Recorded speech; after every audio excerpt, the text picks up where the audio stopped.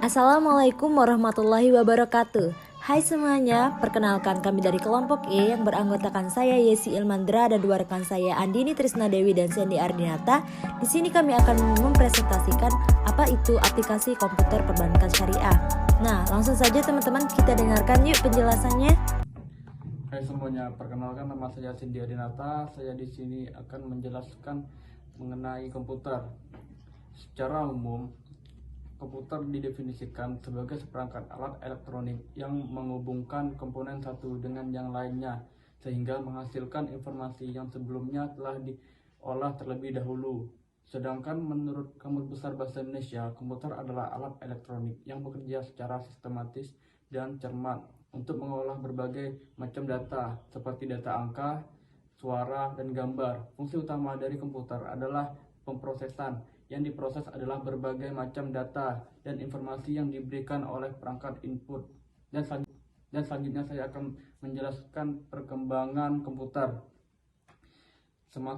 Semakin majunya teknologi di dunia, transaksi perbankan pun mulai menggunakan teknologi berbasis komputer untuk mempermudah transaksi dengan nasabah yang dulunya melayani nasabah dengan harus bertemu atau nasabah datang ke cabang-cabang bank yang disediakan oleh bank yang dia gunakan untuk menabung atau investasi menjadi lebih mudah karena bank mulai menggunakan teknologi berbasis komputer dan sekarang sudah bisa mengakses lewat internet bahkan dengan mobile HP. Dengan SMS sudah banyak diterapkan bank.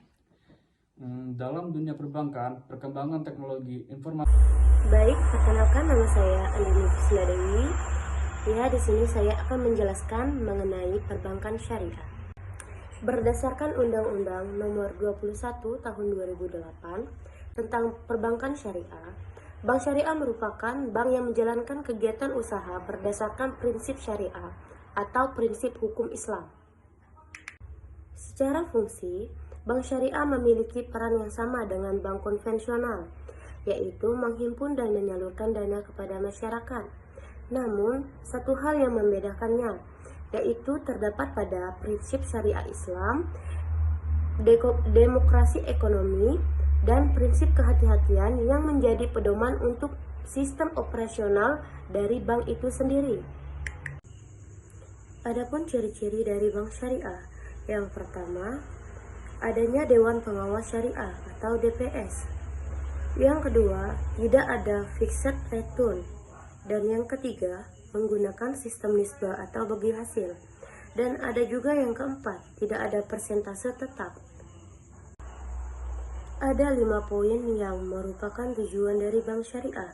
Yang pertama, untuk mengupayakan konsep keadilan dalam sektor ekonomi. Yang kedua, untuk menghindari persaingan tidak sehat antara lembaga keuangan.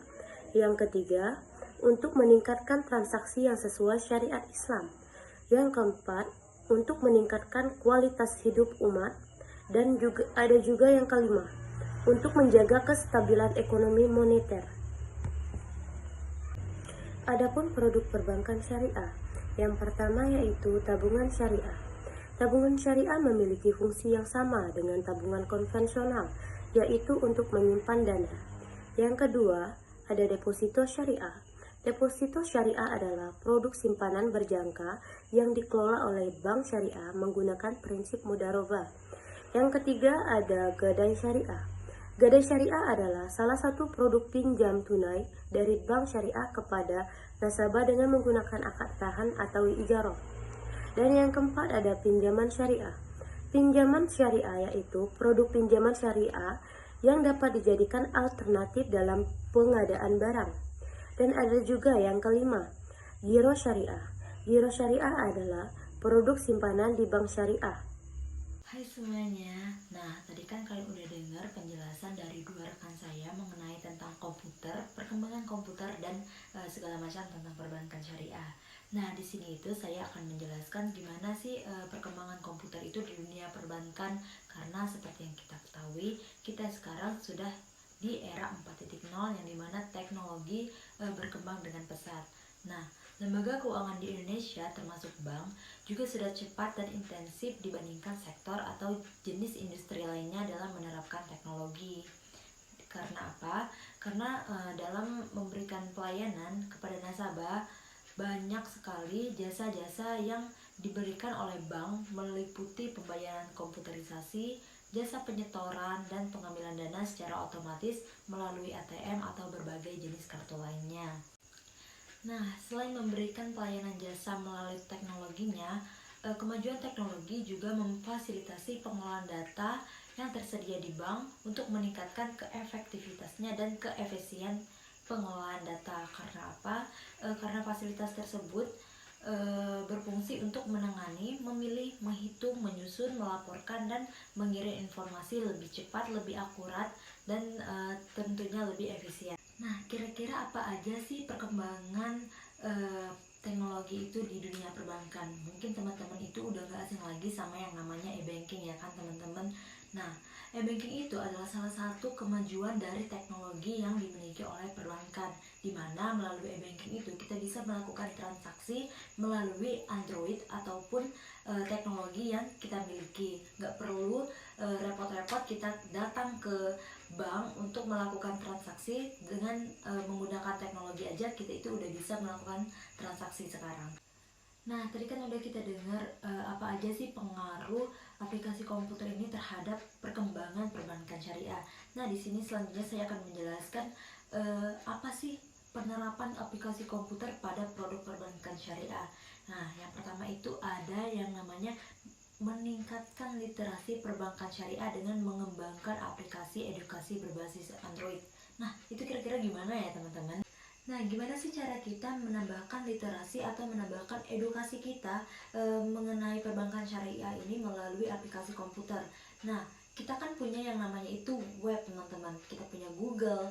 Nah, dalam Google itu kita bisa mencari yang namanya e-book, e-journal, ataupun kita bisa download yang namanya aplikasi untuk perbankan syariah. Nah, dari situ kita bisa mendapatkan informasi mengenai perbankan syariah.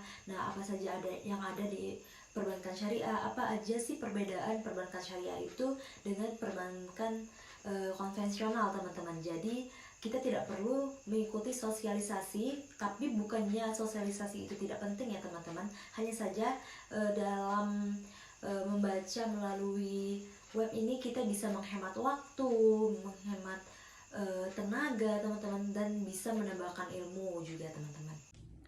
Selain contoh penerapan yang dijelaskan Saudari Yesi tadi, ada juga penerapan aplikasi komputer di bidang simpan pinjam dan investasi. Koperasi simpan pinjam adalah salah satu jenis koperasi yang fokus pada kegiatan penyediaan modal atau pinjaman kepada anggotanya. Sebagai organisasi yang berbasis pada prinsip-prinsip kebersamaan koperasi simpan pinjam memiliki aturan-aturan yang diatur dalam anggaran desa atau AD dan anggaran rumah tangga atau ART. Undang-Undang Nomor 25 Tahun 1992 telah mengatur mengenai koperasi simpan pinjam. Koperasi simpan pinjam diatur dalam pasal 10 dan pasal 11 undang-undang tersebut.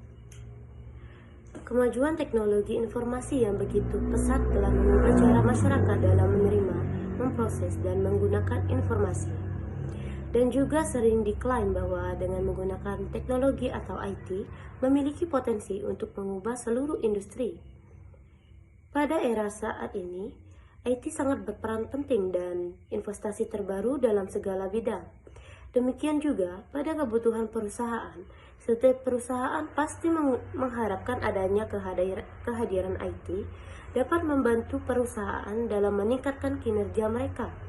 Selama beberapa tahun terakhir, teknologi informasi juga dapat menerima banyak perhatian, tidak hanya di bidang akademis, tapi juga di dunia bisnis dan implementasi teknologi.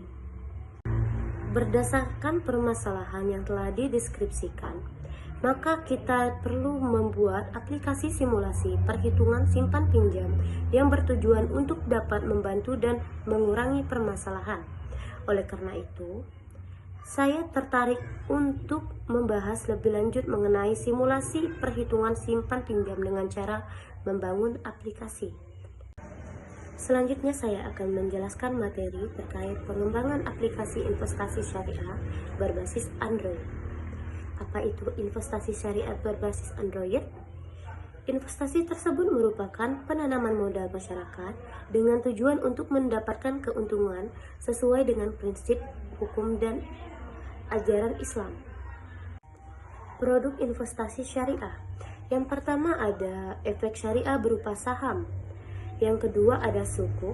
Dan yang ketiga ada reksadana syariah. Semuanya, sekian presentasi dari kelompok kami.